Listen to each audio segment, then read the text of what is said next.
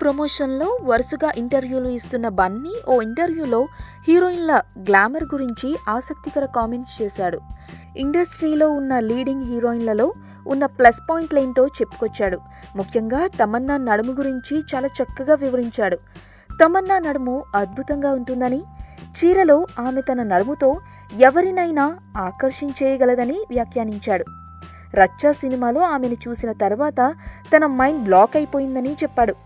ఇక సమంత విషయానికొస్తే సాంప్రదాయ పాశ్చాత్య దుస్తుల్లో ఆమె ఇట్టే ఇముడిపోతుందని అన్నాడు. పాశ్చాత్య దుస్తుల్లో ఇలియానా, కాజల్ చాలా బాగుంటారని అన్నాడు. ఇక డీజేలో తనతో పాటు జతకట్టిన పూజా హెగ్డే గురించి చెబుతూ తన కాళ్ళు చాలా బాగుంటాయని, ఆమెకు పొట్టి పొట్టి దుస్తులే బాగుంటాయని కామెంట్ చేశాడు. పొట్టి బట్టల్లో పూజ అందంగా ఉంటుందని తన హీరోయిన్ని పొగిడేశాడు.